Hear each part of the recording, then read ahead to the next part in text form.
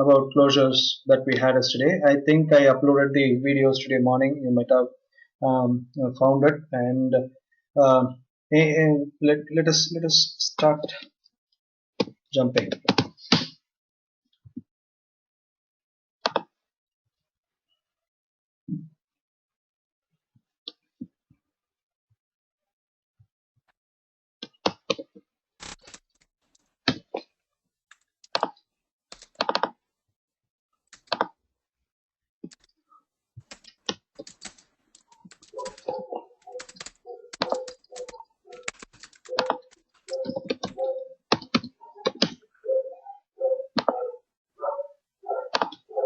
Alright, now let's look at some of the other examples of closures, right? We saw a very basic simple example of a closure.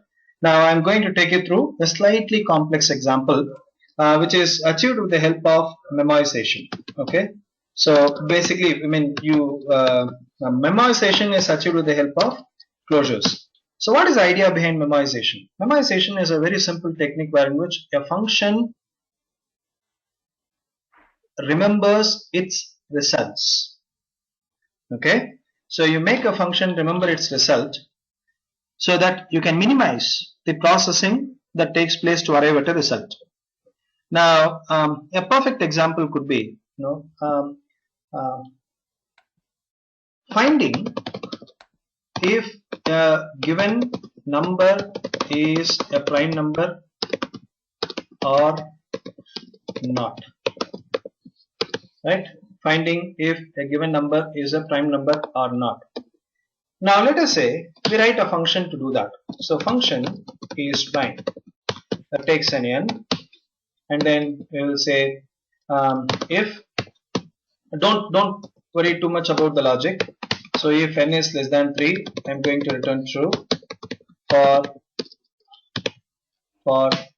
where I equal to 2, I less than or equal to n by 2, and I plus plus if n mod I is equal to 0, return false. If the loop successfully ends, return true. Right? So this is a very simple function that we can use to check whether the given number is a prime number or not. Now let's assume that I invoke this function once with 99, and then I invoke this function once again with 97, and then I once again invoke this function with 1987438734. Now if I happen to invoke the same function once again with the same number, see, in the case of 99 or 97, it doesn't cost much, right? Because the loop is very small, only n by 2. But if you take this large number, you might end up, okay, because it may not be, because this is let us put it as 3, right? So you might end up doing a considerable processing because of the large number to find out whether the number is a prime number or not. That is number one. Number two is, if you in your application, based on the scenario, if you attempt to find out whether the same number is a prime number again and again and again, right, you end up wasting your resources. You are performing the same calculation again and again and again for the same number. You are performing the same calculation again and again and again for the same number. Now, if you look at the logic for checking whether a given number is a prime number or not, it doesn't change for anything. Yes or no? You invoke the function in the morning for the given number, it will give you the same result when you invoke the function in the evening for the same number. So irrespective of when you invoke it, irrespective of in which application you use it, irrespective of any other external factors, irrespective of any external factors, the outcome of the given number is always going to be the same. If that being the case, why can't we simply exploit it? Exploit what? Why can't we simply remember the result of the function and use the result so that you don't have to recalculate the function again and again and again. Recalculate the logic, reapply the logic again and again and again, right? Now, how do we do this? How do we do this? What I will do, in order to understand whether the function is the number is processed or not, right? I am just going to write a simple console.log processing for comma the given number, right? Processing for the given number. Okay, very good. But where will I maintain the result? Let us declare a variable where cache equal to an object. Where cache equal to an object. Why I am going for an object? The container where I want to maintain the result, right, has to be a key value pair. And in JavaScript, objects are key value pairs. You don't have to look anywhere else, right? Objects themselves are key value pairs. Okay, very good. Now, let me write another function. Okay, let me write another function. And what this function will do, this function will coordinate between the isPrime function and the cache object. How? When you give an n to this function will first check if the value is there in the cache. If type of cache of n is equal to undefined, if it is not there, then cache of n is equal to isPrime of n, and then return cache of n. Return cache of n. Now you have three components here. One is a cache object, the other one is a prime finder function, the third one is a function that coordinates between these two. Now all three of them are public, right? All three of them are public. Now what need to be visible to the user? If you give him the accessibility to this function directly, if you make this function visible directly, then you lose the advantage of this function, right? The third function, the second function. So what I have to do, I have to hide this and this from the user, expose only the inner function, right? So what I can do, as usual, wrap everything inside a function,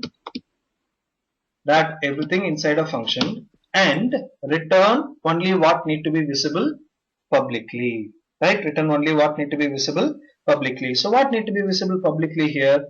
Only this function. So we will simply return this function. Now, if you look at the role of the function, this function now becomes the one that checks whether the given number is a prime number or not. So I am simply going to say get prime finder, right? Get prime finder. Now look at this. Let me take a copy of this. Let us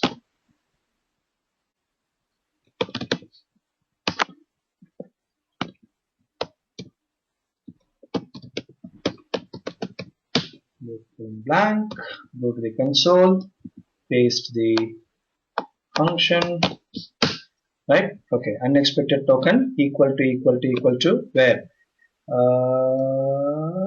Type of cache of n, if n mod, okay, n mod I forgot the I part there, that is a problem. Okay, clear this, n mod I is equal to, okay, good. Now what am I supposed to do? First get the prime finder. So I'll say where prime finder is equal to get prime finder. Okay, now you will have access to the inner function, this function, which will retain the references to these two objects. Why? Because look at here, right? It perfectly fits the structure of a closure. You have an outer function, you have variable in the outer function, and you have an inner function, and the variables in the outer function are referred in the inner function. And how do you extend the lifetime of the inner function? I extend the lifetime of the inner function by returning it, right? So returning a function is one of the, or creating a closure is one of the major use cases of returning a due to power outage here. I could not connect with Wi-Fi connection. I have connected to the mobile network, but the audio connection failed. Okay. Oh, give me a second. I am recording the audio. Is it okay? You watch the video later.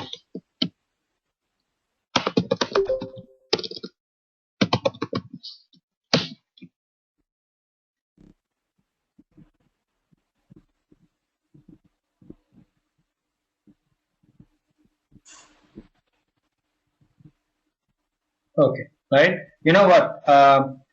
There is no power here as well. I am managing with the dongle.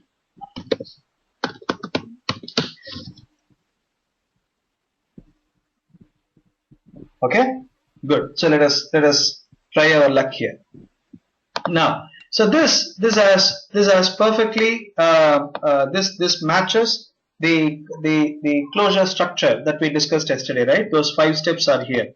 Now, if you let's go here. We have the prime finder. Now let us call this prime finder of 100. Now it says processing for 100 false. Now say prime finder for 100 once again. It will say there is no processing. Do you notice that? There is no processing. Where is it coming from? It is coming from the cache. So prime finder for 101. True. Now prime finder for 101. It simply says true. There is no processing. Now call 99 once again or 100 once again. See, there is still no processing for 100. It still says it is false. Are you with me? So now you give any number of numbers, it will automatically return only from the cache if it is already processed. Watch this 1987659876, right? Now it comes back, it says it is false. Now call it again. There is no processing for, it simply returns directly false, which means to say that it is able to use the result that was already cached. It is able to use the result that was already cached. Is that clear?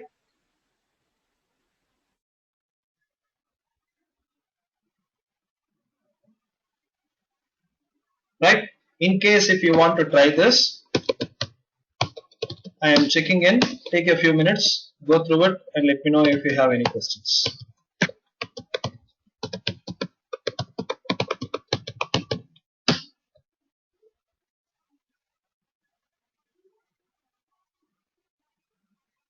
The code is checked in.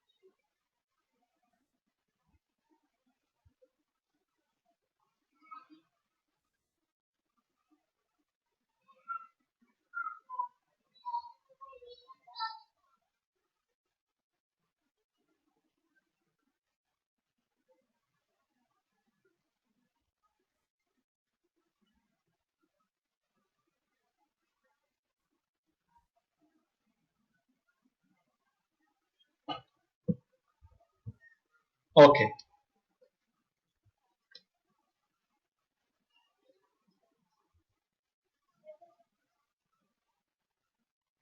Right? Okay. Now we will get back to this a bit later, but for now this concludes our discussion on closures. Right? This concludes our discussion on closures. So revisit this topic again and again and again and try to solve some simple problems to better understand closure and to gain control of how to create it. Okay, good. Now let us go for constructor functions. So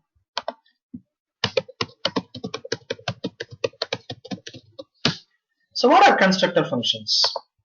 Basically, constructor functions are close to what you have for classes in JavaScript. Is it clear? Constructor function are close to what you have classes in other languages. So basically, in JavaScript, functions behave like classes. Right? In JavaScript, functions behave like classes. How come functions behave like classes?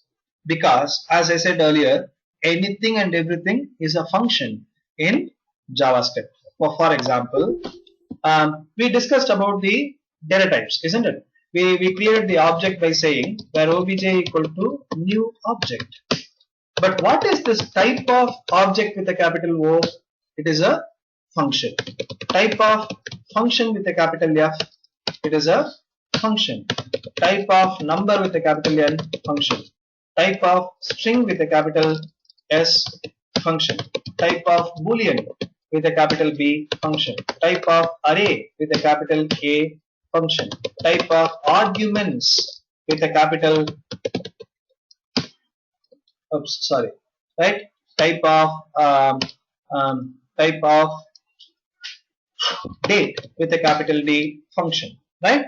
So everything, any class like infrastructure that you create in your application, I mean that is there in JavaScript is basically a function. That's all, right? So functions behave like classes. Functions behave like classes.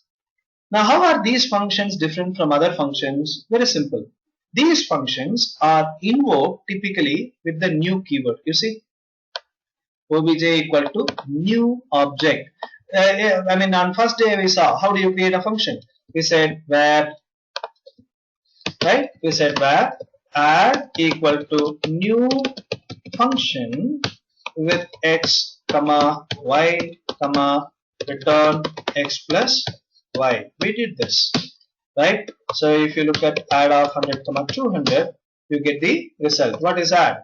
Add is basically a function. It is a function anonymous return x plus y, right? So the only difference between these functions and your regular functions is that these functions are invoked with the new keyword, and these functions are what you call as constructor functions. Right? These functions are what you call as constructor functions. So in the case of a constructor function, right? In the case of a constructor function, what makes the difference between these functions and other functions?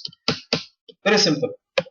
The constructor functions are invoked using new. Right? The constructor functions are invoked using new. Okay, very good. What else? When you invoke the function using new, what happens? Usually, what does the this refer to? The this refers to the invocation context. Right? Usually, the this refers to the invocation context, the context with which you are invoking the function. But since here you are invoking the function with new, the this typically refers to a new object. Is that clear? That this would typically refer to a new object. It will not refer to the invocation context. It would typically refer to a new object. Okay, very good. What is the third difference? The third difference is in the case of a regular function, what is the default return type? Anyone? If you don't explicitly return any value, what is returned by default? In the case of a regular function, if you don't return anything explicitly, what is returned by default? Anyone?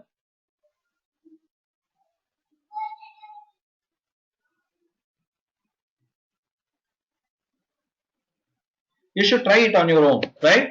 So how do you figure it out?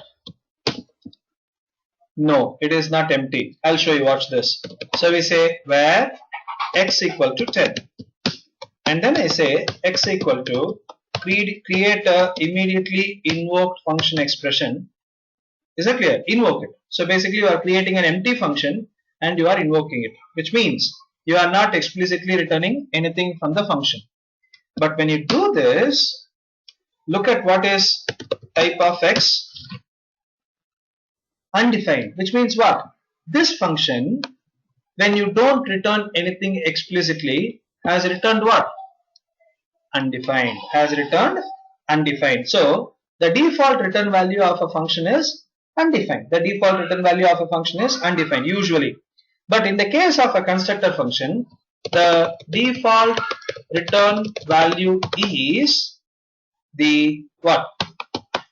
This. Right? The default return value is this, which is what? Which is the new object. Which is the new object. Are you with me?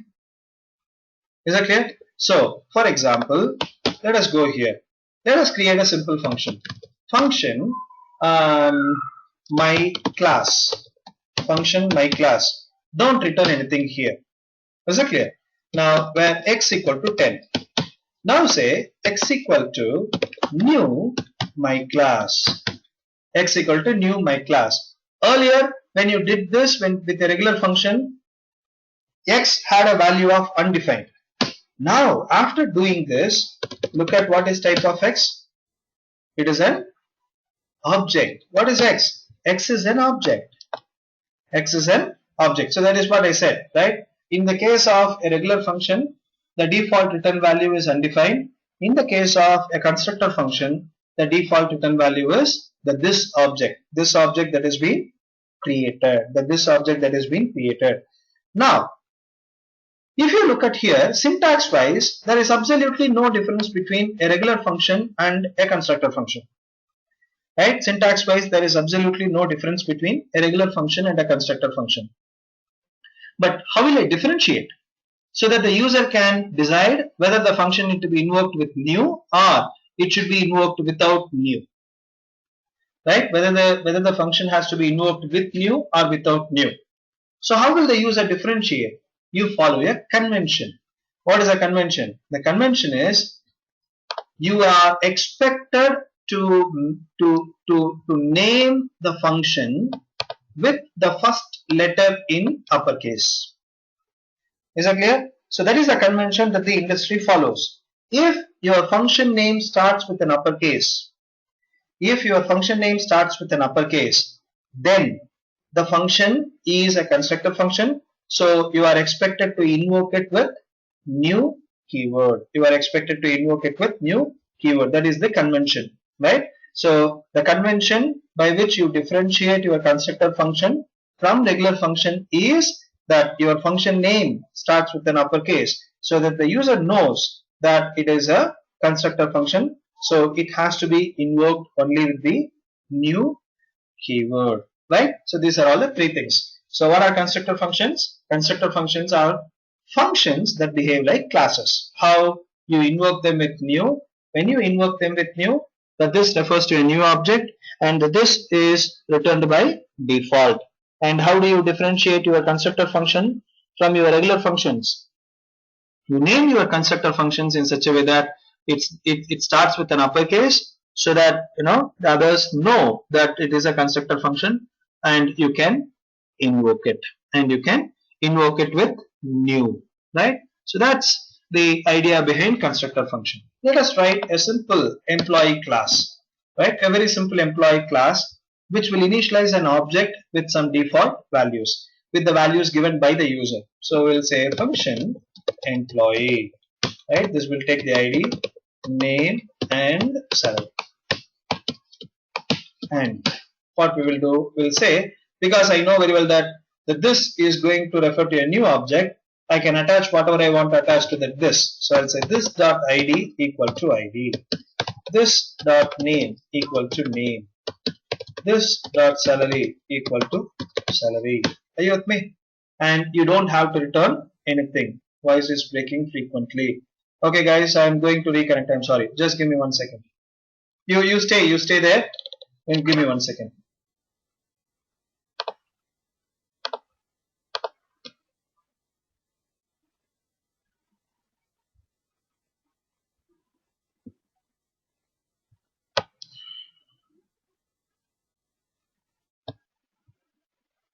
Okay, so let me know how it is now.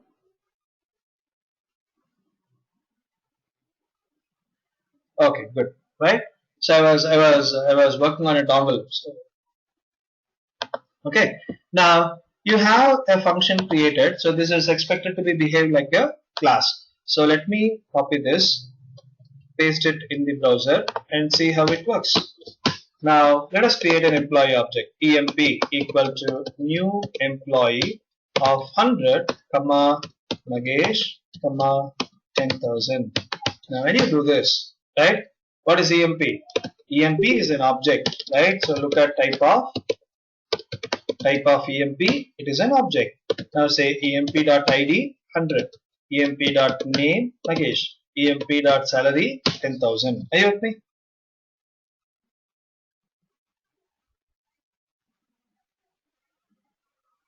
Right? Now there is, how do you check whether the object is of a particular type? Right? You can say emp instance of employee, the name of the function. Right? You can check if the emp instance of employee, it says it is true. It says it is true. Okay. Now how does it figure it out? How does it know that the employee object is nothing but an employee, instance of the employee class? If you look at the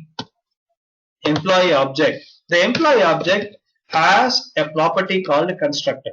By default, all the objects have an attribute called constructor.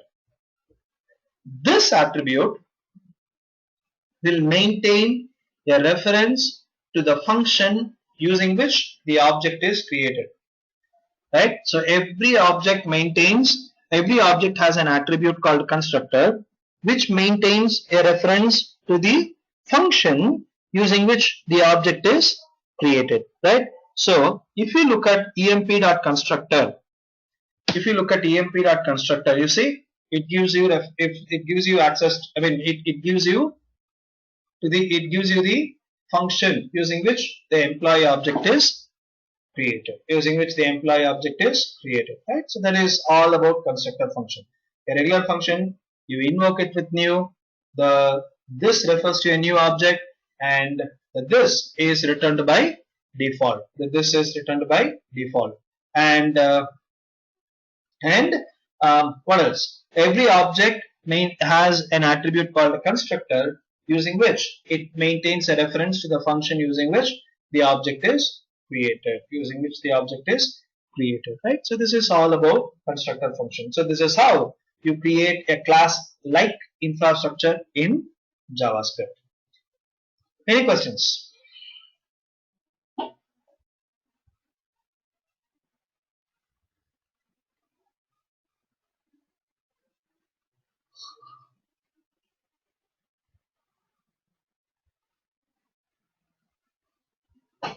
Okay. Now, yesterday, while explaining closures, we created a spinner object, isn't it? Right? We created a spinner object. Now, is it possible for me, or is it possible for us to recreate this logic using constructor functions? Is it for us to recreate that logic using constructor functions? Of course you can. Very, very simple. Watch this. Function spinner. Look at the name. It starts with an uppercase. So function spinner, whatever that you want to maintain as private, declare it using var. So you can say var count equal to 0. Whatever that you want to be visible publicly, attach it to this. So this dot up equal to a function that returns plus plus count. And similarly, this dot down equal to another function that returns minus minus counts. That's all. Now here also closure is playing a role, but it is playing a role implicitly. How so? That this is returned by default. Right? That this is returned by default. Now you see here, you have an outer function, you have the variable in the outer function, you have a couple of inner functions, The variable in the outer function is referred in the inner functions. And how are you extending the lifetime of these inner functions? By attaching them to the this object, which is anyway returned by default, right? So here also the closures play a role, but except that the construction becomes a lot more simple than what you did with get spinner. Now let me show you this. So let us take this, copy this, go back here, paste it. Let us create a spinner. So where spinner 1 equal to new spinner. Now call spinner 1 dot top. 1, 2, 3, 4. Spinner 1 dot down. This will be 3, 2, 1, 0, minus 1, right? It works perfectly fine. Look at spinner 1. Look at spinner 1.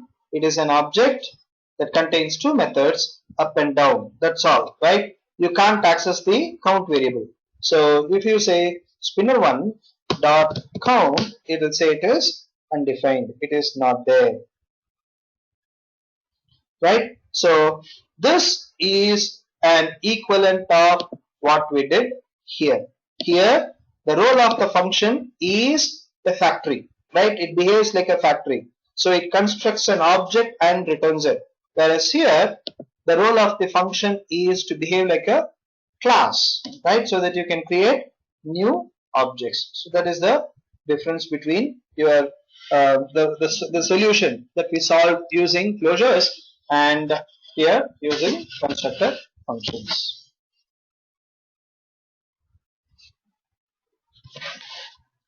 Let me check in the code.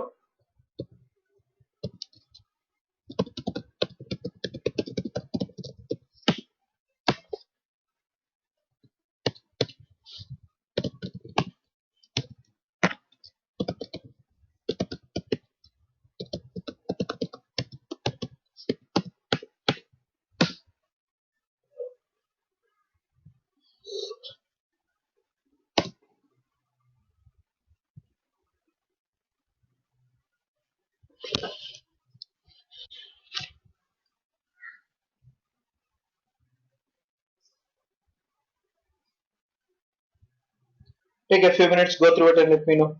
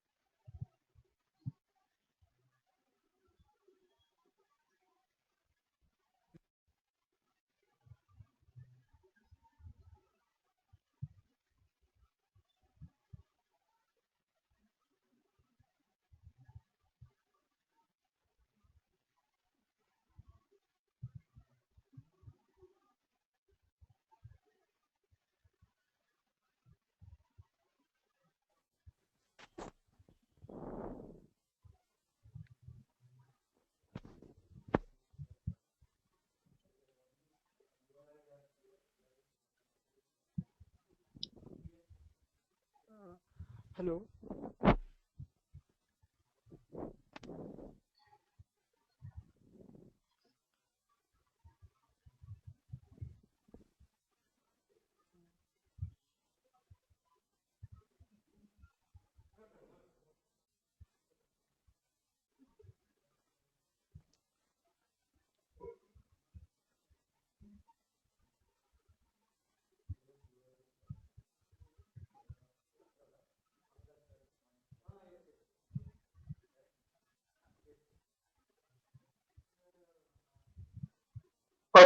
Now, if you don't have any questions, I'll move on, right? So the next topic of discussion is inheritance.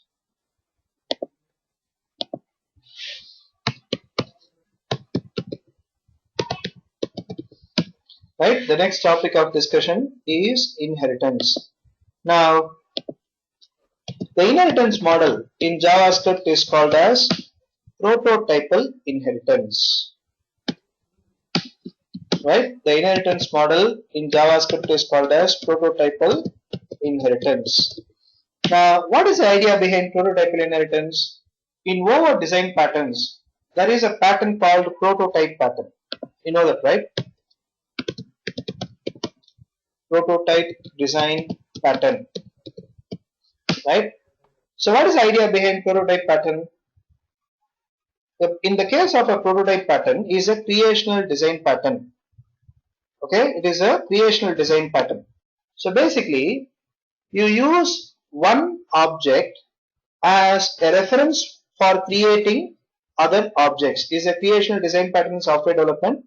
It is used when the type of object to create is determined by a prototypical instance, which is cloned to produce new objects. Right? So basically, you don't use a class for creating an object. Right?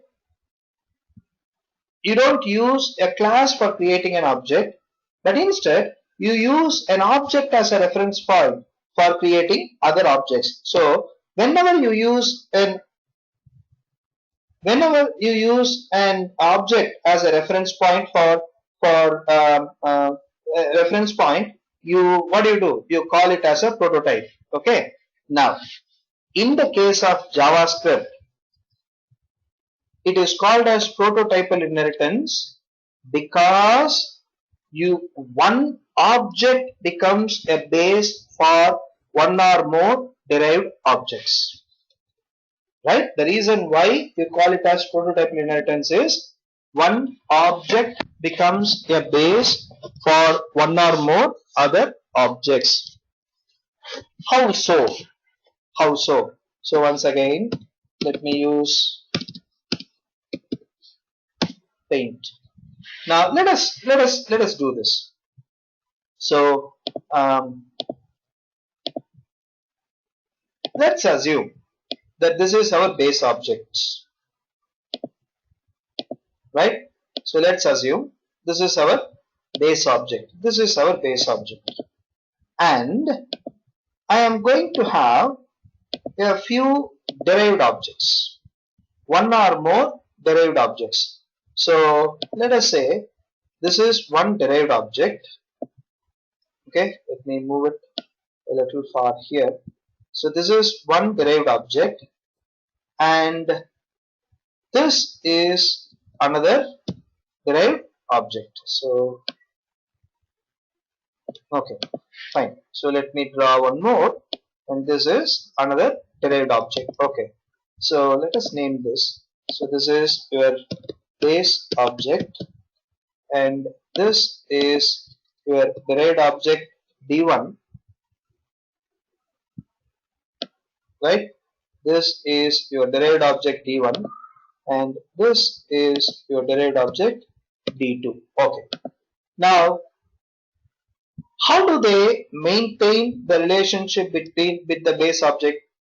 How are they maintaining the relationship with the base object, saying that this is the base object?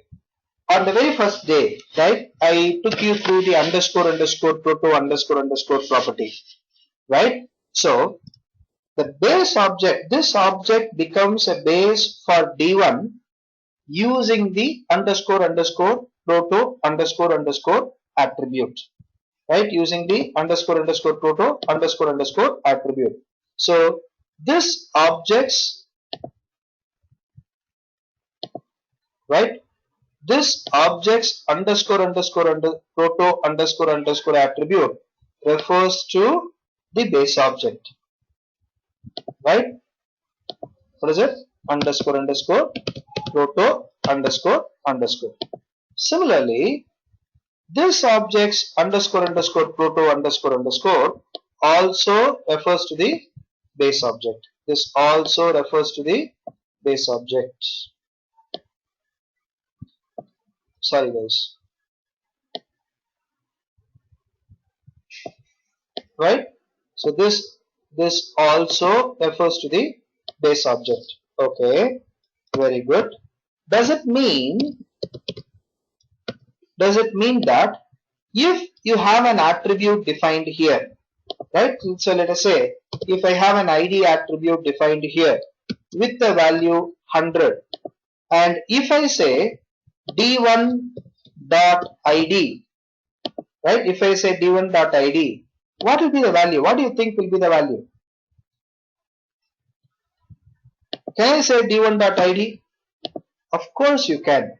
That is the whole point of inheritance. So the objects and the attributes and methods of the base object are accessible to the derived object, right? The attributes and methods of the base object are accessible through the derived object. That is the whole idea behind inheritance. Okay, very good.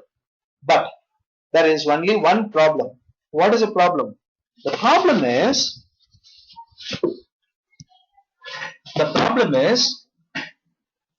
any attribute that starts with underscore underscore is a browser specific implementation.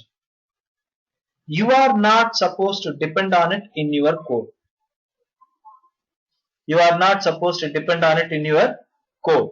So what I cannot do is I cannot take two objects, a base object and a derived object, and then I cannot say d1 dot underscore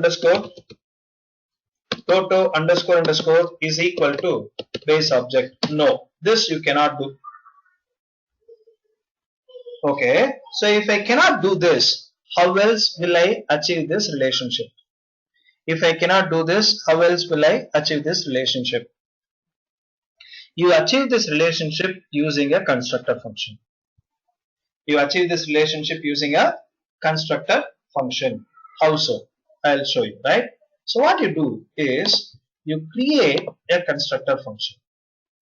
What you do is you create a constructor function, and so in this function, okay, so this is a constructor function. So let me write this. So this is a constructor function. So you know what a constructor function does, right? So the constructor function is used to create an object, and every function has a property called prototype. Every function has a property called prototype.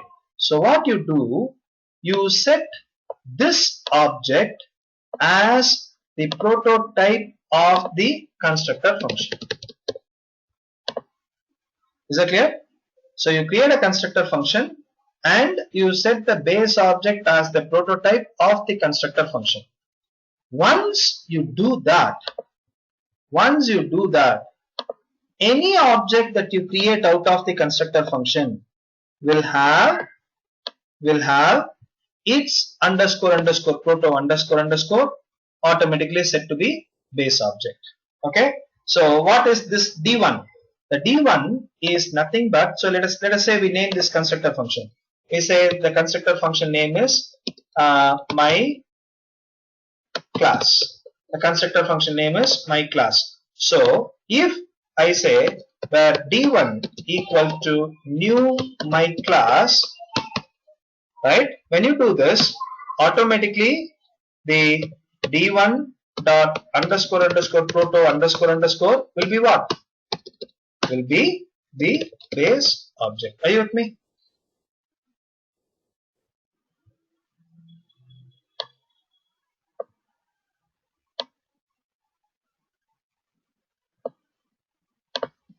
Do you understand?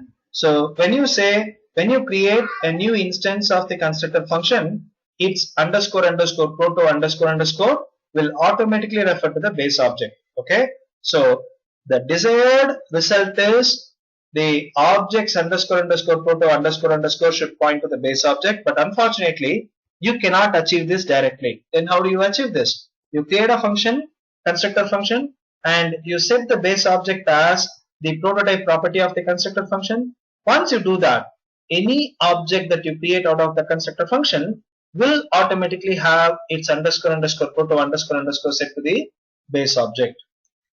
Now the beauty is you don't even need to create this base object. You don't even need to create this base object. This base object is by default there as the prototype property of any function. This base object is by default there as the prototype property of any function. Are you with me? Guys, any questions? Take a few minutes. Try to understand what I just said and let me know if you have any questions. These things are a little difficult to grasp, so that is why I'm giving you frequent time. So go through, you let me know if you have any questions. I'll give you 2 minutes.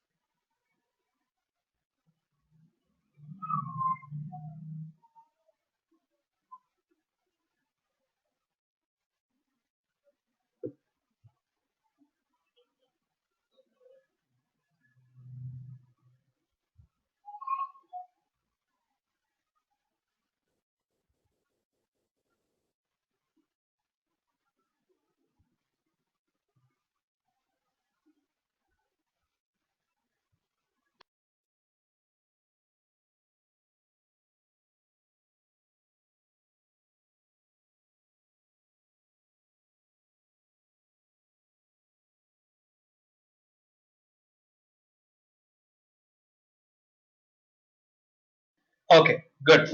Now let us see this in practice. So how we can use this? Let me do this. Watch this. Let me create a simple employee function that has only the name and the salary. Right? That has only the name and the salary. So you can say this dot name equal to name and this dot salary equal to salary.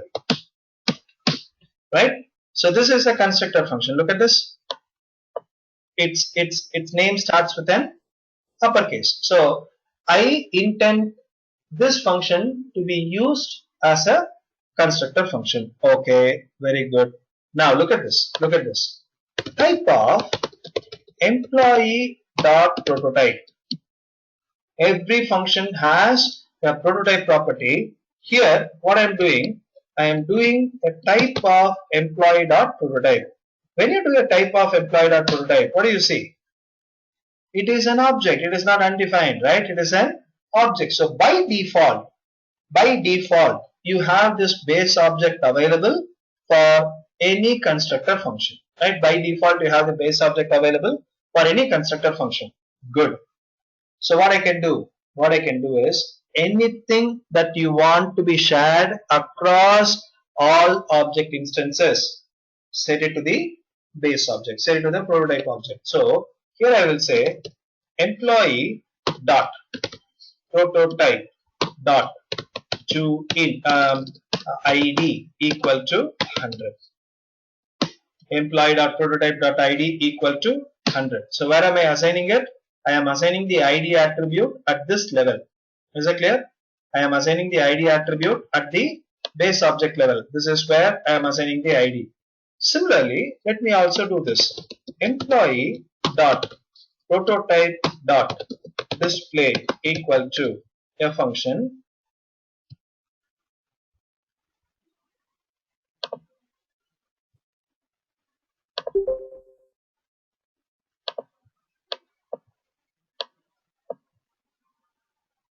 who is this?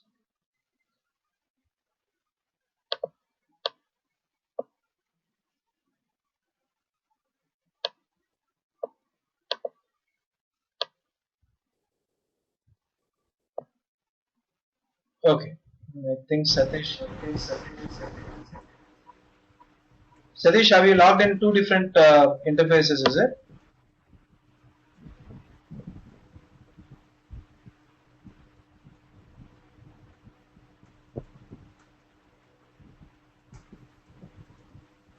Oh, okay, okay, no problem. No problem, no problem, no problem, no problem. I was a little puzzled. Okay, so now here we say employee.prototype.display equal to a function, and I say console.log this.id, this.name, and this.salary. Right? So where have I attached the ID attribute? I have attached the ID attribute to the base object. Where have I attached the display method? I have attached the display method to the base object. I have attached the display method to the base object. Very good. So now I am going to destroy whatever we have here, right? I'm going to destroy whatever we have here and recreate it. So this is our base object. This is our base object, and our base object has what and all it has. It has the ID attribute,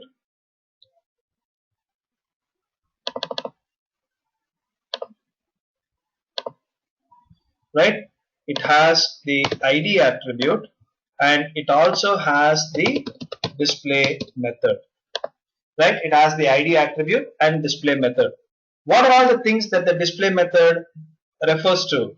The display method depends on ID, no problem, which is there in the same object, and name and salary. Are name and salary in the base object? No, they are not there in the base object. Now you create two derived objects. You create two derived objects. So when you create two derived objects, right? So this is your employee E1. This is employee E1, and this contains the name as Magesh and salary as 10,000. Are you with me? Right? This contains the name as Magesh and salary as 10,000. And similarly, let us create one more employee. Let us create one more employee, and this will be E2. This will be employee 2, containing the name as Suresh and salary as 20,000. Are you with me? Right? And for both of them, right? And for both of them, this is the what? Underscore underscore proto underscore underscore. Similarly, right? For this also, for this object also, this is your underscore underscore proto underscore underscore. Is that clear? Now the same object. So here what is the value? ID is 100. ID is 100. Okay, very good. So this is what we have created here. Okay, very good. Now let us create E1 and E2, where E1 is equal to new employee of Magesh, 10,000. Right? Where E1 equal to new employee of Magesh, 10,000. Okay, very good. Now let us try to access the members. E1.name, no problem. E1.salary, no problem. Why? Because they both are in the same object level. But watch this. When you say E1.id, you have 100. Where is the ID coming from? The ID is coming from the base object. The ID is coming from the base object. Pure the advantage of inheritance, right? The advantage of inheritance. Now, the most important thing is when I say E1.display, you will get 100 Magesh 10,000. Where is the display method? The display method is in the base object, and the display method depends on name and salary.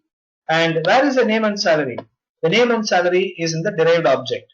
So how is the display method able to access the name and salary from the derived object? The method is in the base object. How is it able to access the name and salary from the derived object? Anyone?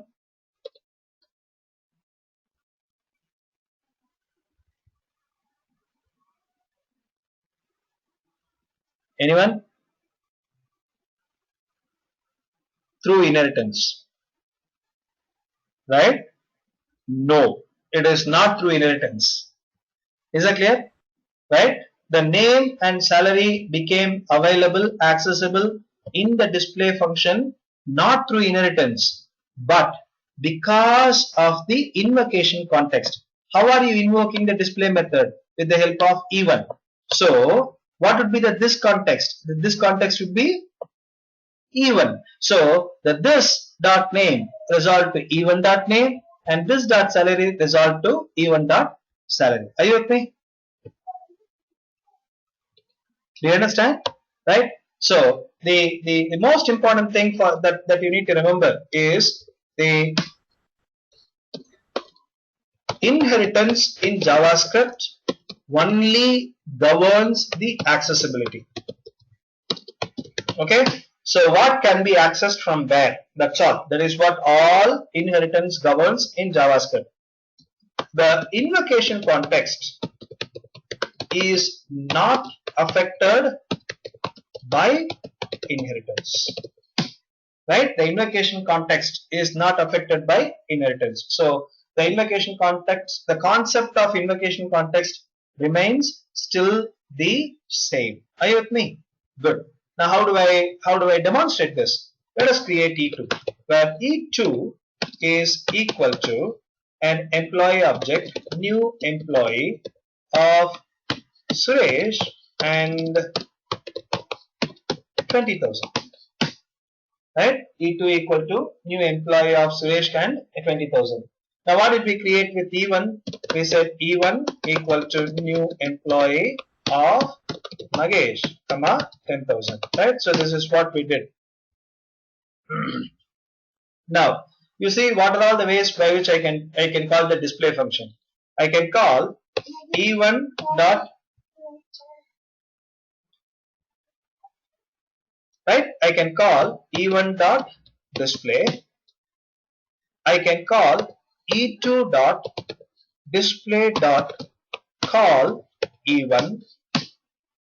I can also say employee dot prototype dot call E1.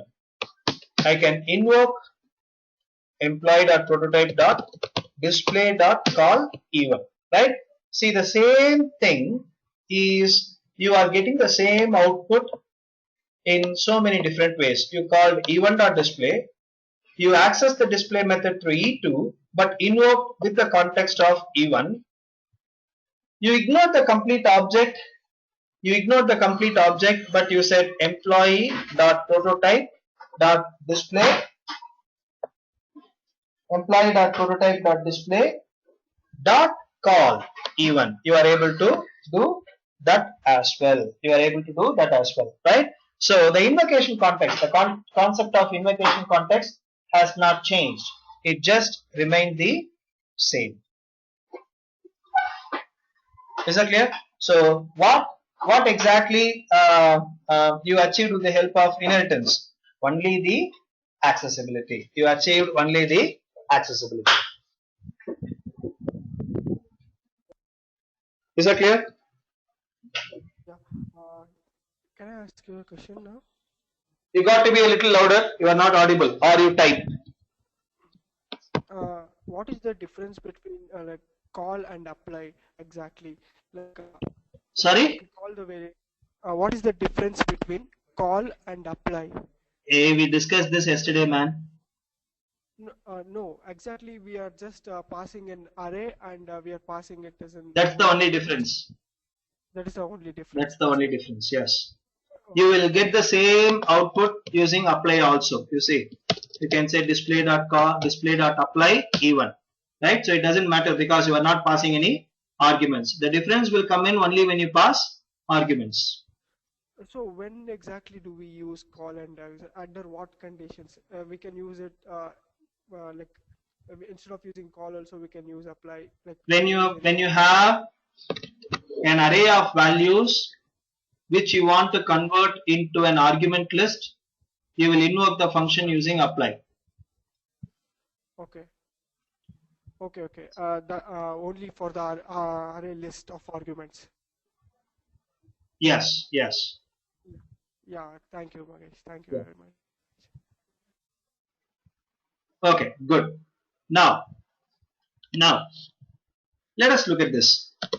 I am going to say employee dot constructor function prototype dot id equal to 200. What will be E1's ID?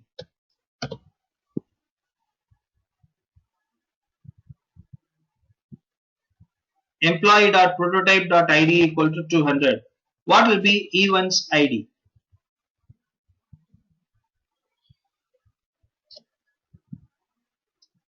What will be E1's ID?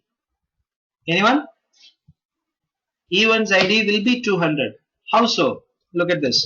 So when you do a console.dir of E1, you will find that the object at its level has only name and salary. The object at its level has only name and salary. Where is the ID coming from?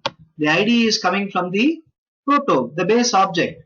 But when you say e1.id, right, what typically happens is the JavaScript engine will check, do you have an ID attribute at this level? If you have an ID attribute at this level, then it will directly read it from here and give it to you. If you don't have the ID attribute at this level, it will go to its base object, which is what? Which is your prototype object, right? The underscore underscore proto underscore underscore. So it will check if you have an ID attribute at this level. If it is not there, it will further go to its prototype. For example, if I say e1.toString, right? If I say e1.toString, you are able to invoke the function. You are able to invoke the function, but where is toString? ToString is not here. ToString is neither here, but when you further expand its underscore underscore proto, here is your toString, right? So the way by which your attribute is resolved, right? What you try to access is resolved, is called as prototype hopping. Is that clear? It is called prototype hopping. So you check the object at that level, and if the attribute or the method is not there at this level, you go to the base object, and if it is not there in the base object, you further go to its base object. So you keep doing this, repeating this again and until you reach the base object. Only when you don't find it in the whole hierarchy, right, the engine will come back and say that it is undefined. The engine will come back and say that it is undefined. So this is what you call as prototype hopping. Are you with me? Okay, very good. Now let me ask you this question. What is the current employee.prototype.id? 200. Now what happens when I say e1.id equal to 300? What will be employee.prototype.id? What will be the value of employee.prototype.id? 200. Very good, right? It will be 200. What will be E2's ID?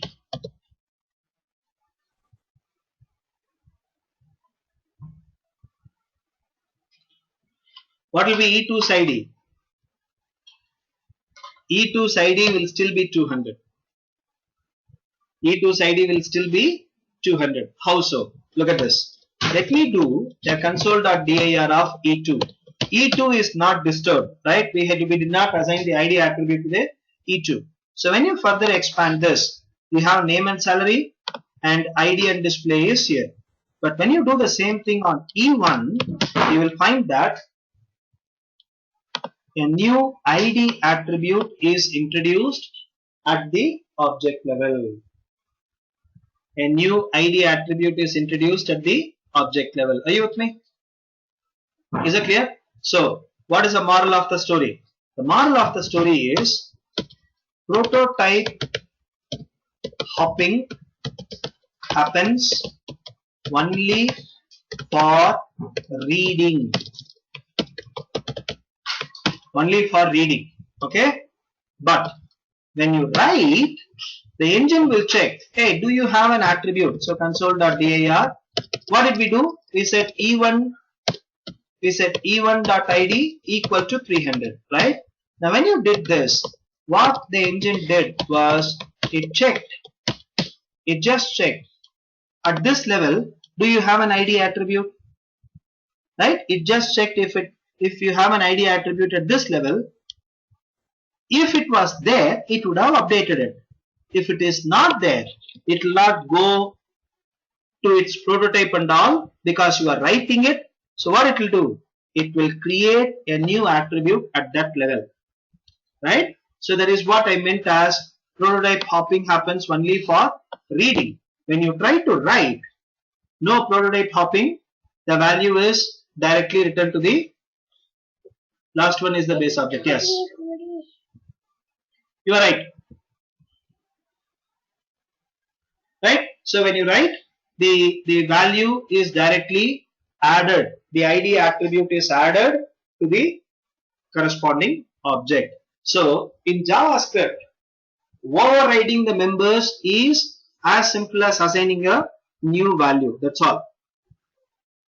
Right? Overriding the members is as simple as assigning a new value. Any questions?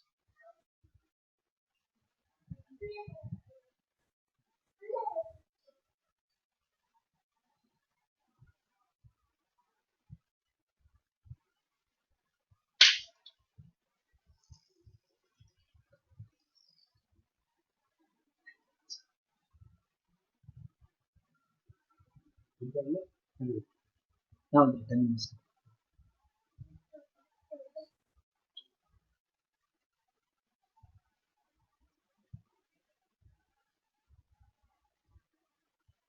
Okay. Now I did this, right? Employee dot prototype dot display, right? Dot call e1. How did I do this? I did this because I knew very well that the display method is as a part of the prototype object, right? Now let us look at the code that we did on the first day. So if you look at the calculator, right?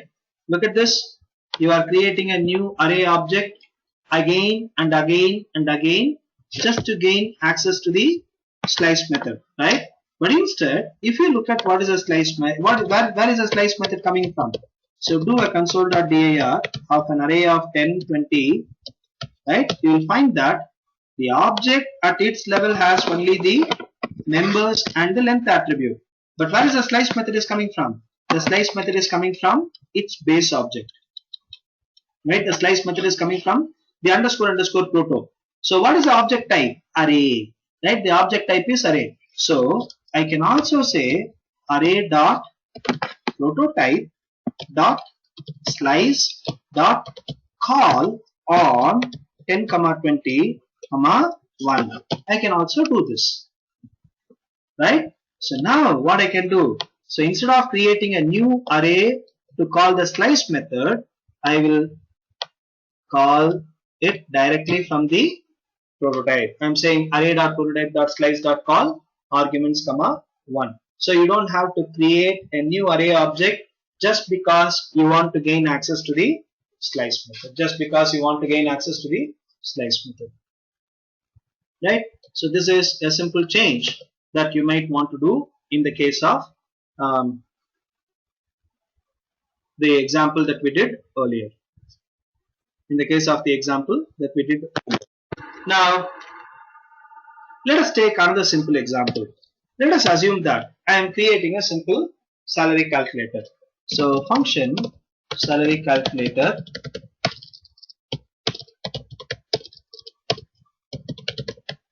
right? And here I say define the basic HRA DA tax. Now here I'll say this dot basic equal to basic. This dot HRA equal to HRA. This dot DA equal to DA. This dot tax equal to tax. This dot salary by default equal to 0. And then I say this dot calculate is equal to a function where you say where gross is equal to this dot basic plus this dot HRA plus this dot DA, where net is equal to gross multiplied by 100 minus this dot tax divided by 100, and then you say this dot salary equal to the net. Now let us try if this works. So let's go back here. Let me create the class and then say where calculator equal to new salary calculator of 10,000, 2,000, 3,000 and 10% tax. Get the salary, by default it is 0. Take the calculator and call the calculate method, and now take the calculator and look at the salary. It says it is 13,500. So we have returned a perfectly working salary calculator. Okay, so as such, functionality wise it is perfectly fine. As such, the functionality wise it is perfectly fine. Do you see any challenges with the code that we have written here?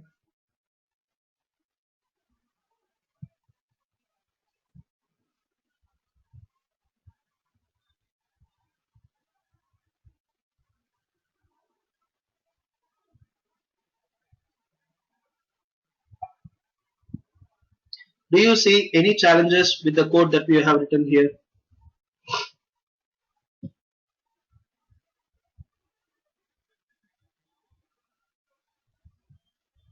There is only one problem. What is it? You are not effectively making use of the memory. You are not effectively making use of the memory. How so? See, if you create 1000 instances of the salary calculator,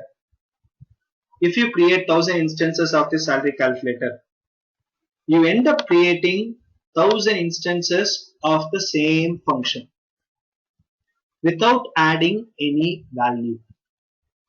Right? Why? This function depends on all this dot basic, this dot HRA, this dot DA, this dot tax, this dot salary, right? Which is primarily the invocation context. So if you have 1000 objects, I can have one instance of the function serving all 1000 instances of the calculator object. By creating 1000 instances of these functions, I am not making the effective use of the memory available. Right? I am not making the effective use of the memory available. So how can I effectively write this? The way you can effectively write this is not directly by attaching the method to the object, but instead attach the method to what? To the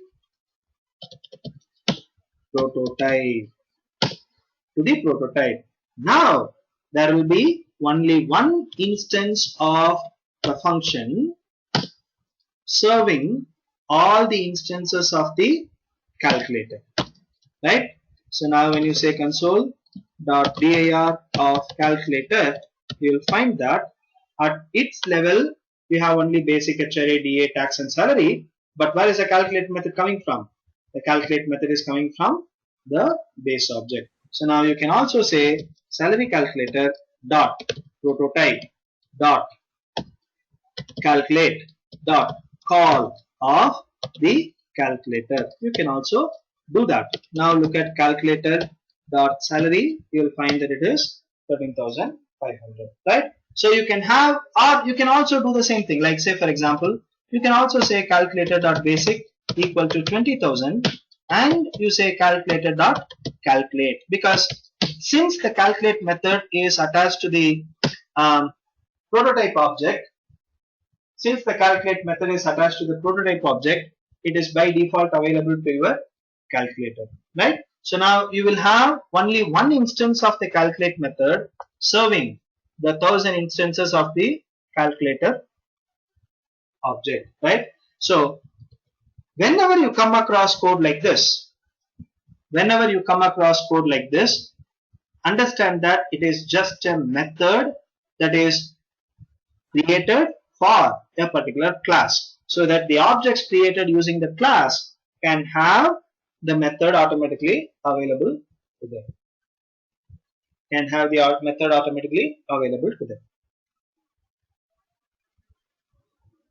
Okay, good. Now, when this is not possible, when is that I cannot attach a method to the prototype, right? Anyone?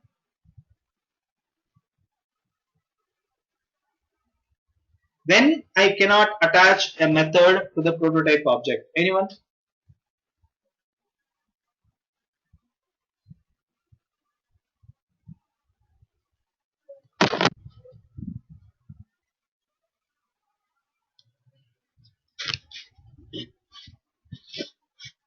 Let's assume that I want to make the salary read only. Right? Let's assume I want to make the salary read only. So how can I do that? The way you do it is, instead of saying this dot salary equal to 0, you will say where salary equal to 0, where underscore salary equal to 0, and then you will write one method called this dot get salary, which will be a function, and that will return underscore salary. Can I move this function into the prototype? Can I say salary calculator dot prototype dot get salary return underscore salary? Can I do this? I can't. This variable belongs to this function. So the variable, this underscore salary variable cannot be accessed from the get salary method, which is attached to the prototype object, right?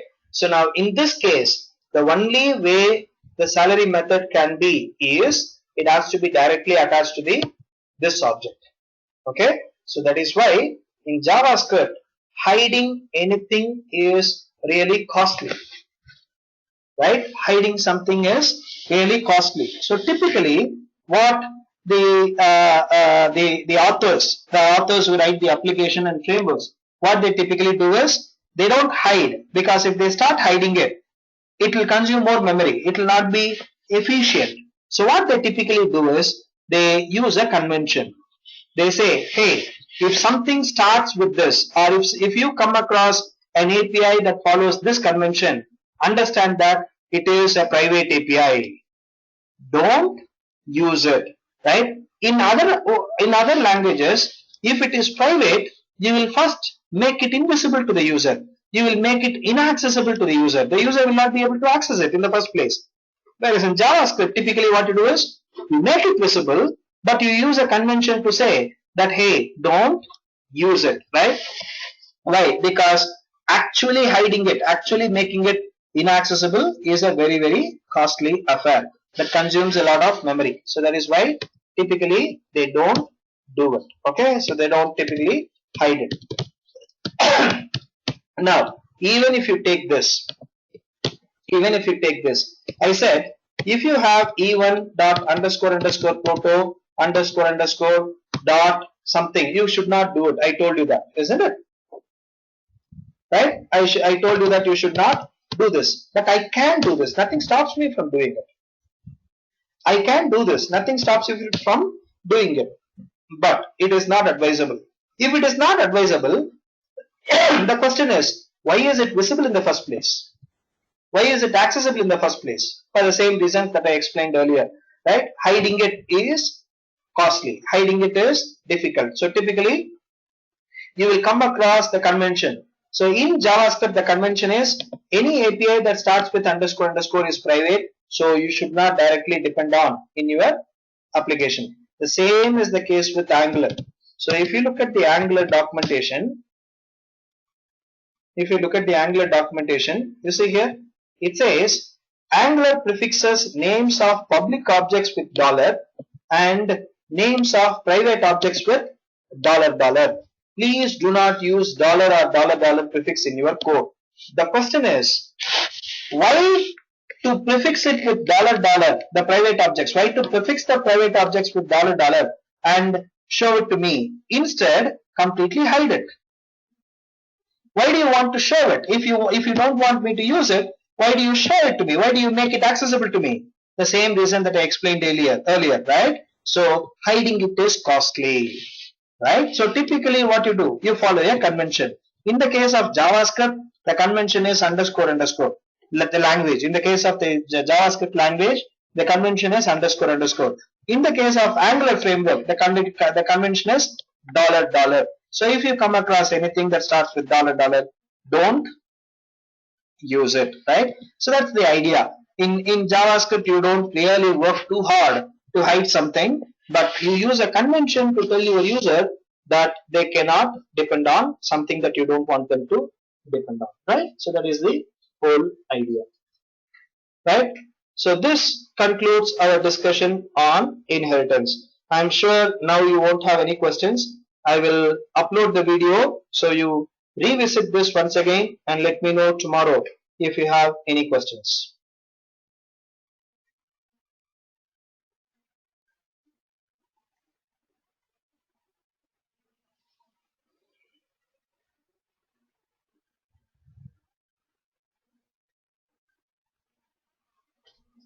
Right?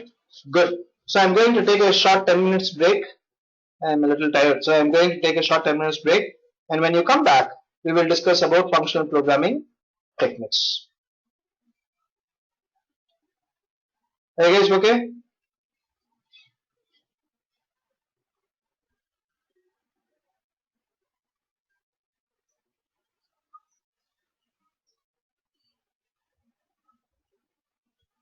Right.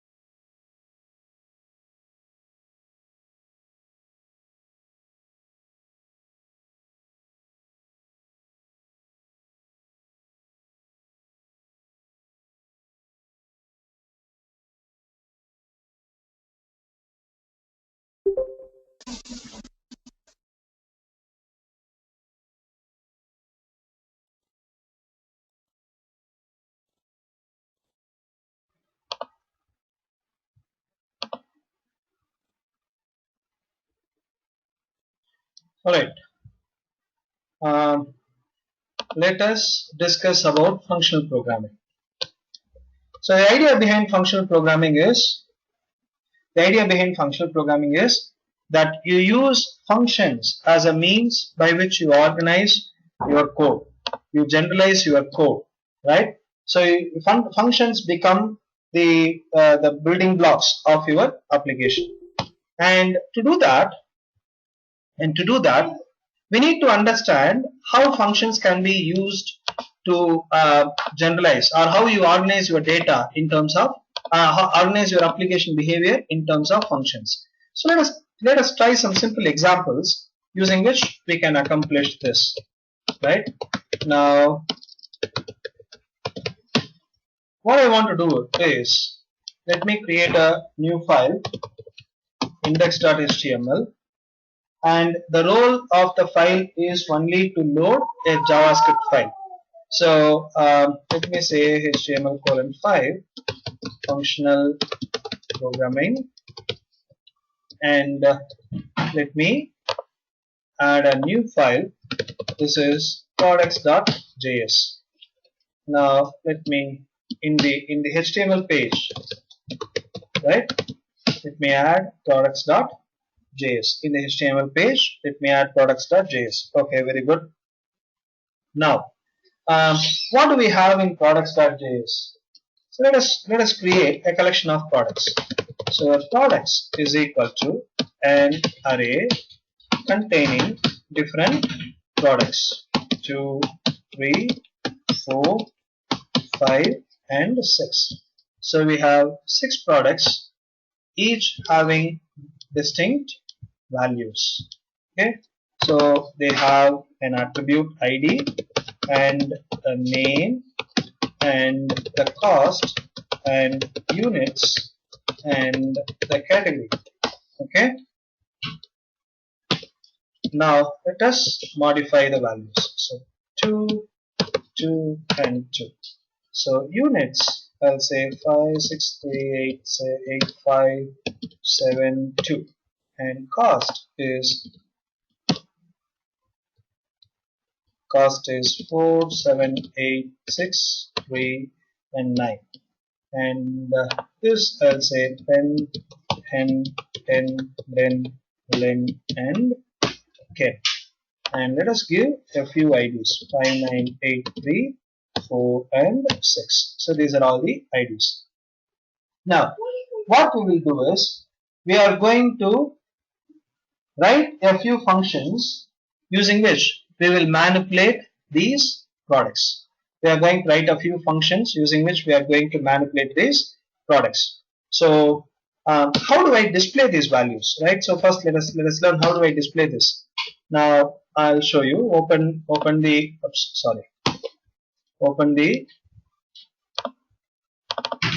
HTML page in the browser.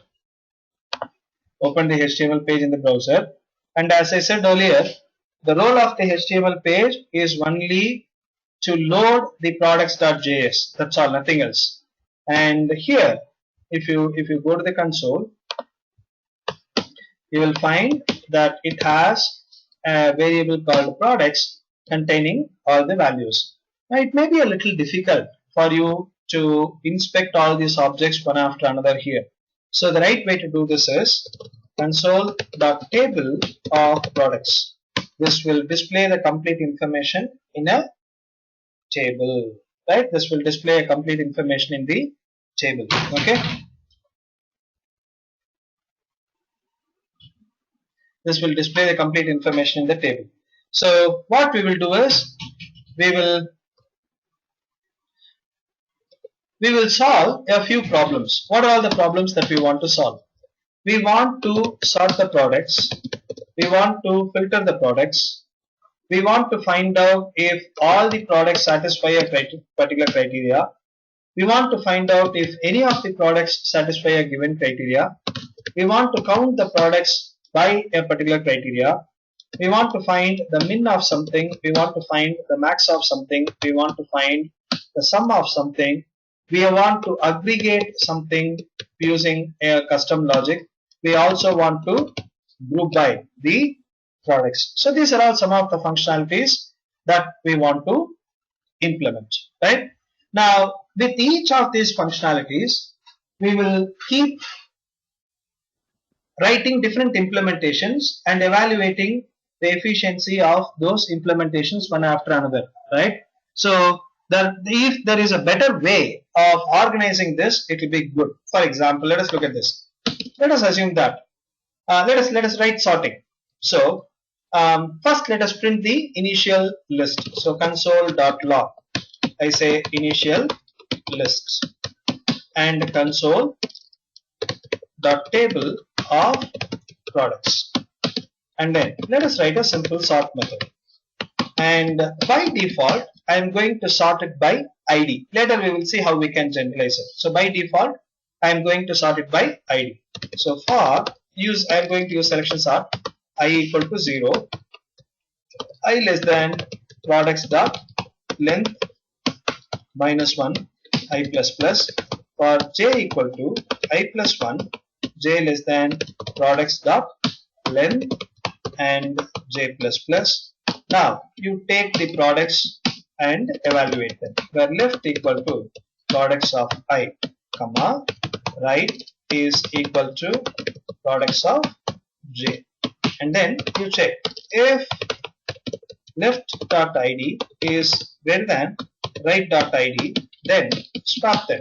So you say products of I is equal to products of j, and products of j equal to left, right? Products of j is equal to left. So now I have done the sorting. I'll say console.log sorting, okay, and what is it? This is a default implementation. So I'll say console.log default sort, which is by ID, and then console.table of what? The products. Console.table products. Save this, go back to the browser, reload the page.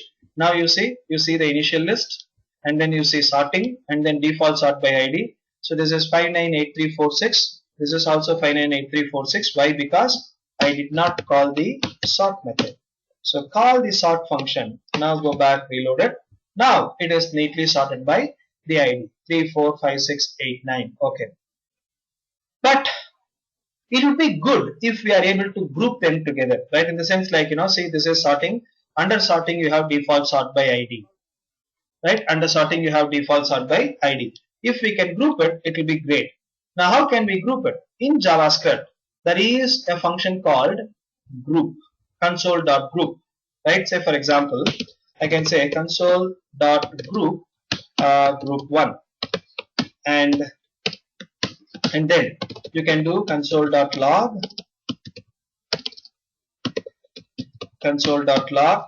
some junk text, and then say console.group end, right? Console.group end. Now you see how it is displayed. You see group 1, under that you have some junk text. Is it possible for me to further group them? Of course you can group them. You see here, so under this you can have group 2, and copy this, paste it here, and say some more junk text, and once again do a group end. So if you look at it, right, so this is what you are actually doing. So this is what you are actually doing. So console.group 1, and then one log, and then inside that you have another group, another log, and then you end this. Now you will find that it has the same structure. So group 1, and inside this you have the some junk text, and you have another group 2 and some junk text. If we can display this like this, right, it will be great, right? If we can display this like this, it will be great. So what I am going to do, I am going to generalize this. How do I generalize this? Watch this. This I can say console.group initial list, and then console dot group end. And here let me also have one more console dot group. So console dot group what? Functional programming. Okay, functional programming. Now come here, perform this sort. So instead of this, you say group, and this is another group, and then you do this, and you print this, and then you say console dot group end.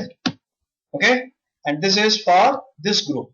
Now you see, you need to remember to call the group end that many number of times in your application. Otherwise, it will not work properly. Now go back, reload this. See, now this is beautiful. The output is good. So under functional programming, here is your initial list. The initial list contains a list of products, and then you have one group called sorting. Under sorting, you have a default sort by ID, and the products have been sorted by ID. Right? But you see how many times you are typing console.group, console.group end, console.group, console.group end, right? Looks a little ugly. It is, even if you miss one group end, then it is going to be a lot of trouble. So what we will do, I'm going to write a simple utility function called display. So function display, take a title and take another function, right? And then in this function, I'm simply going to say console.group the title and execute the given function, and then say console.group end. That's all, right? Console.group end. Now if you look at how we can write whatever we have written here, it will be something like this: display of functional programming, comma, a function. Everything else will come under that function. Are you with me? Right? Now this, you don't need to write it as like this.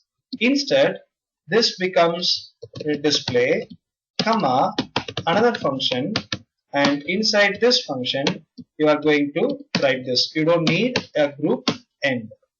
Now this also more or less the same thing. Let us take this part, right? This I will write it here as the display sorting, comma, another function,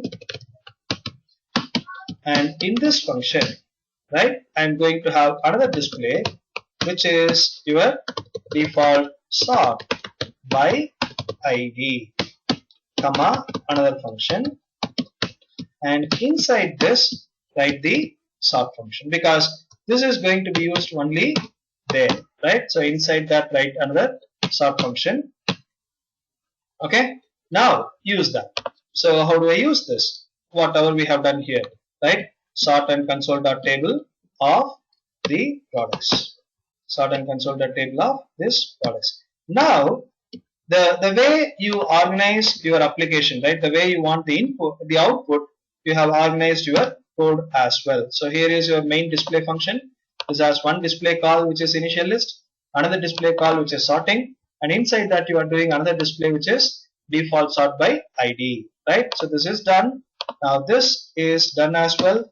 What need to be closed? The main functions. This has to be closed. Save this, go back, reload it. Now you see it works perfectly fine. So our code is a little manageable now, right? Just by introducing these 4 lines of code, we are able to get some decent structure to our code. Now, can anyone tell me how we can write a generic sort method using which I can sort the products by any attribute, or as a matter of fact, I want to sort any list by any attribute? Anyone?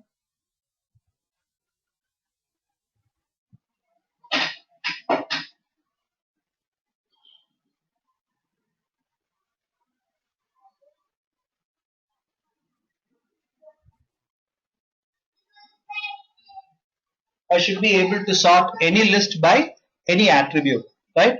Can anyone tell me how we can do it? Okay, so looks like you are all sleepy. So let me do this. So function generic sort for any list by any attribute. Okay, any list by any attribute. So here I am just going to take a copy paste of the function, whatever we have written here, drop it here. Okay, but this will take a list. So all the products will become list. Is that clear? All the product references will become list. Okay, very good. But how will I say what is the attribute name by which I want to sort? Pass it as an argument, attribute name, right? Now I am going to take advantage of the fact that in JavaScript the attribute names can be accessed using strings, right? The attributes names can be accessed using strings. So you can say ID is 100 and ID is 100 and name is Magesh, right? So when you have this, you can access the attributes by saying emp.id. You can also access the attributes by saying emp of id. So when you do this, the attribute name is what? It is a string. So if you have a variable attribute name and having the name of the attribute, you can access it as attr name. This will give you 100. Right?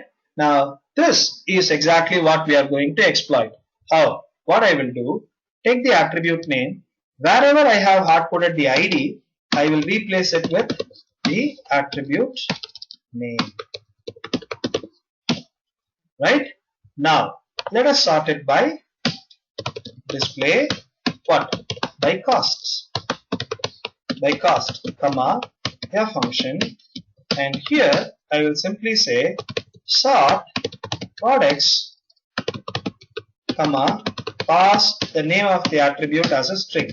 Now console.table, what are the products? Now do this by units. Do this by units. So here simply say units. Now by category. And here simply sort it by category. Save this. You'll find that the same sort method is being used to sort it based on any attribute. You see here. So this is your initial list. This is your original list by ID. So the default sort by ID, hard coded. Everything is hard coded. So 3, 4, 5, 6, 8, 9. That is just for experimentation.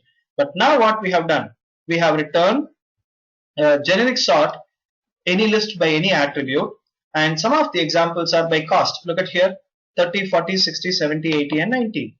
Similarly, you will find by units, which is 20, 30, 50, 60, 70 and 80, and by category is 1, 1, 1, 1, 2, 2, 2, 2, right? So you are able to sort it by category as well, right? So by whichever attribute you want to sort, you can sort. Okay, this is fine. But what if I want to sort it by a particular logic? What if I want to sort it by my own custom logic? When I say custom logic, what do I mean by that? I want to sort by the product value. So what makes a product's value?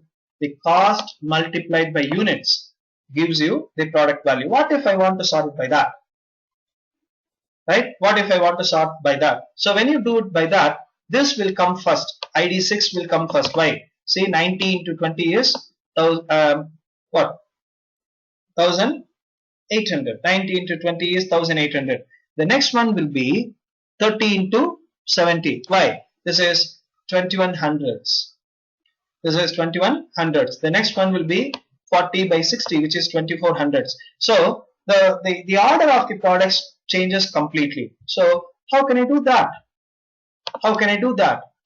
How can I write my own logic for doing it? Now, when you do the sorting, right? For different type of sorting, what changes? Only this part is what is changing. The way you compare your objects change, right?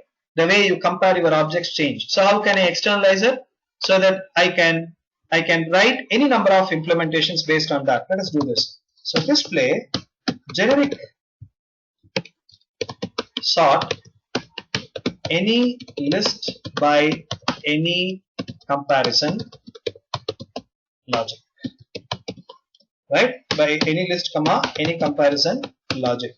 So let us write this. Now in our sort method, let me take a copy of the sort method. Let me take a copy of the sort method, and I'm going to update this sort method to have that functionality, right? So write this, but here instead of the attribute name, give me a comparer function. And what I'm going to do, instead of me comparing it, I am going to call your function by passing the left and the right. And if you are going to give me a value that is greater than 0, I am simply going to swap it, right? So if you are coming from a Java .NET background, you must be aware of this. So now what is that I want to do? I want to sort it by value. So display by value. So what is value? Units multiplied by cost. So how do you do this? Let us write this.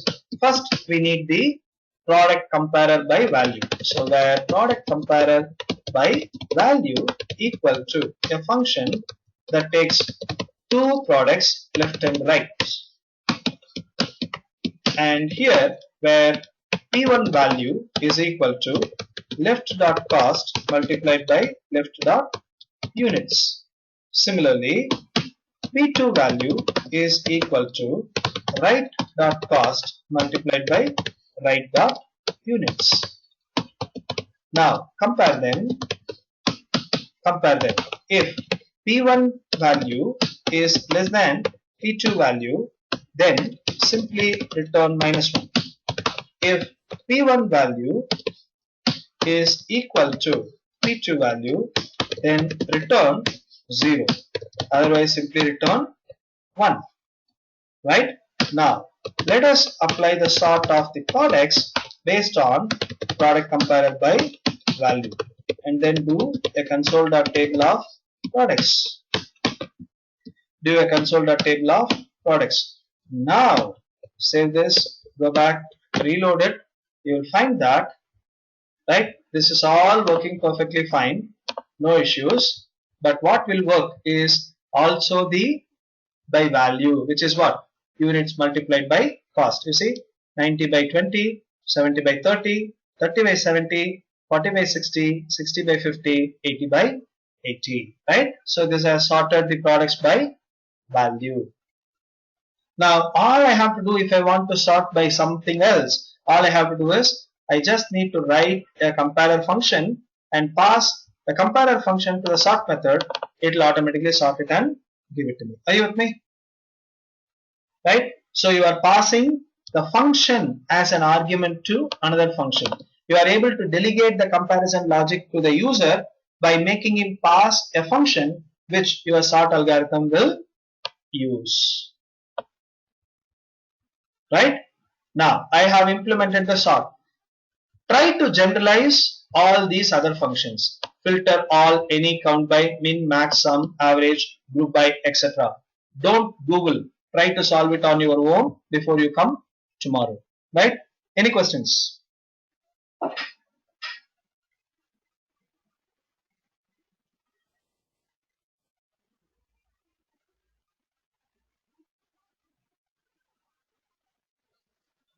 Good.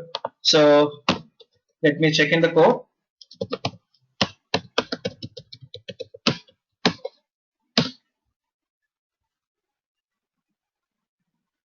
The code is checked in. I will upload the video as usual tomorrow and go through it and come back with questions if you have any tomorrow.